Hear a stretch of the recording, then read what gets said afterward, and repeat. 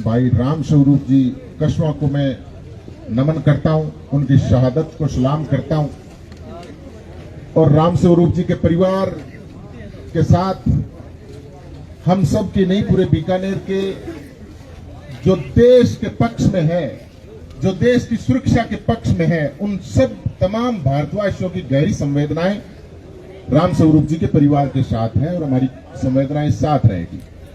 इस आंदोलन में हमारा नेतृत्व कर रहे हमारे मार्गदर्शक जो कमेटी है, उसके मार्गदर्शन में यदि उनका आदेश हो,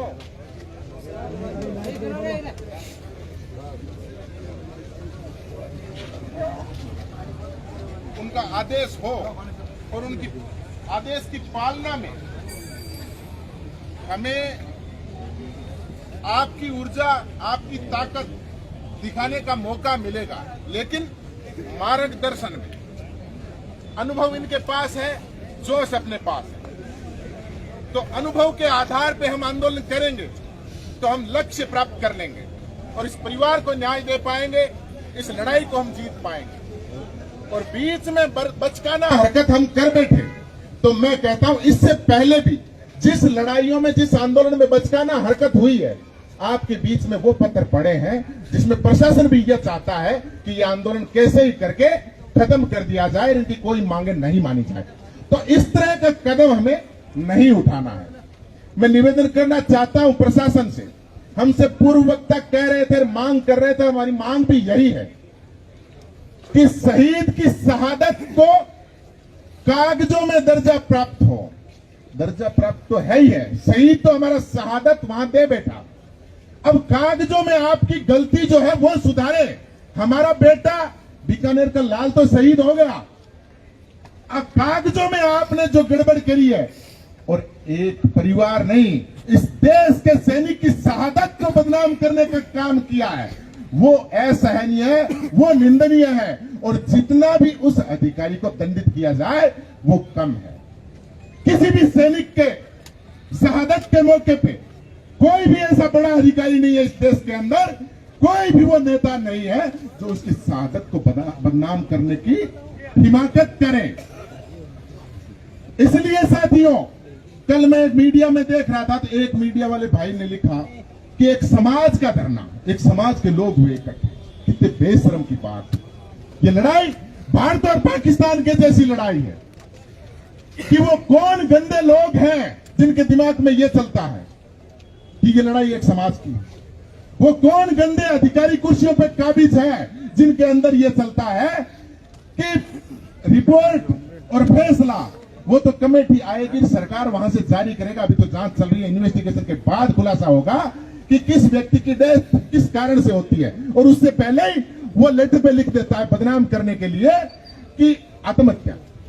ये लोग कौन है, ये गंदी मानसिकता के लोग कौन है, फिर पता किया जाए। मेरी सरकार से गुजारिश है कि ये यश राठौड़ क्या नाम था इसका, ये जो सैन्य यहाँ बोर्ड में बना बैठा है, ये कर्नल रहा हुआ बताया, तो इसने अपनी मौजूदगी में जहां ड्यूटी पे था तो कितने लोगों को इन्होंने मारा होगा, कितनी गंदगी इसके दिमाग में भरी हुई है, ये भी पता करने की आवश्यकता है।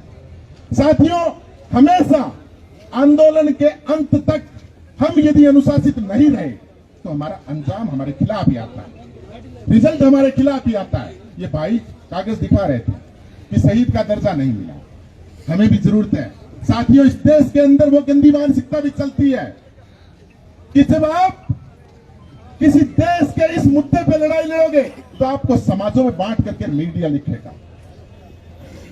अब जब इस जगह पे हमारा जवान, बीकानेर का जवान भारत पाकिस्तान के बॉर्डर पे शहादत दे के आया है, तो इसमें जाति की बात कहां आ गई और समाज की बात कहां आ गई? क्या हमारे जो खिलाफ है वो पाकिस्तान के लोग हैं? क्या इस जवान की शहादत की खिलाफत करते हैं वो लोग पाकिस्तान के? प्रशासन में चंद गंदगी थी जिन्होंने ये गंदगी फैलाने का काम किया है, बाकी पूरे बीकानेर के चूल्हे नहीं चले। शहीद के सम्मान में पूरा बीकानेर, किसी भी जाति धर्म का नागरिक हो, सब आंखें नम करता है और सीना गर्व से चौड़ा करता है कि कम से कम बीकानेर का लाल तो माटी के काम आया। सीना गर्व से चौड़ा होता है। और आज हम जिस शरण में बैठे हैं वो जगह भी हम श्री डूंगरगढ़ के लाल चंद्र चौधरी की शहादत की इस जगह पे बैठे हैं जहां मूर्ति उनकी लगी हुई है। हम प्रेरणा लेकर के वो लड़ाई लड़ रहे हैं कि जहां पर शहादत के खिलाफ जो साजिश रचेगा उसका पट्टा छेद करने का काम हम करेंगे और इस लड़ाई को अंजाम तक पहुंचाएंगे।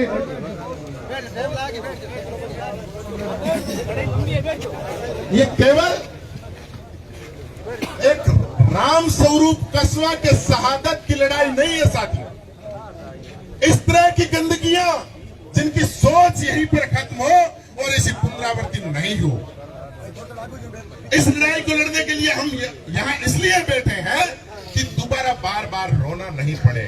हमारे शहीद कब तक मरते रहेंगे और शहीद के परिवार के और हम कब तक यहाँ पर लड़ते रहेंगे। साथियों, देश की सेना के वीर जवान का पार्थिव शरीर यहाँ लेकर के हम न्याय की मांग कर रहे हैं। और यहाँ से बीकानेर से आपने 3 बार एक तबला वादक को, ढोलक वादक को आपने सांसद बना करके भेज दिया।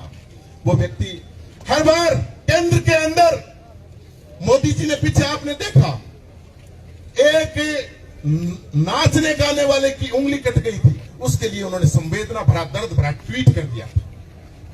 और आज भारत पाक की सीमा से पार्थिव शरीर लेकर के परिजन और बीकानेर के लोग यहां पर न्याय की गुहार लगा रहे हैं और उन्हें ट्वीट करना और यहां के ढोलक मंत्री का कोई बयान नहीं आ सकता। ये आप लोगों को सोचने की आवश्यकता है। हम लोगों को लक्ष्य की लड़ाई लड़नी पड़ेगी, लक्ष्य को सीने में लेकर के लड़ाई लड़नी पड़ेगी। भीड़ आज यदि आई है, आप लोग फोन करें, ज्यादा से ज्यादा संख्या में लोग बुलाएं और प्रशासन को चेता दें कि हमारी मार्गदर्शन कमेटी जो है वो जो भी आदेश करेगी हम प्राणों की बाजी लगा देंगे। आप इस तरह से कब तक बदनाम कर करके एक एक को मारोगे, एक एक के शव की बदनामी करोगे। हम प्राण देने के लिए भी तैयार हैं, लेकिन लड़ाई लक्ष्य तक अनुशासित तरीके से लड़ेंगे और ये निर्णय और मांगे और उन पे फैसला हमारे मार्गदर्शक मंडल का होगा, इस समिति का होगा। आंदोलनकारी जो लोग हैं जिन्होंने लाठियां खाई है उनका होगा। हम उनके साथ कंधे से कंधा मिला करके उनके अग्रिम पंक्ति में खड़े होकर के हम लाठियां खाने के लिए भी तैयार हैं।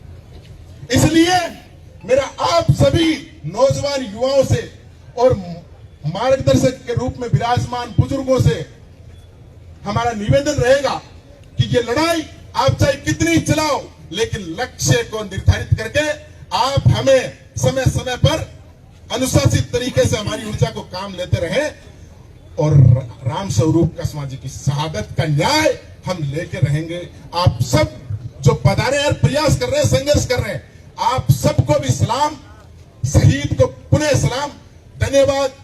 जय हिंद, जय भारत।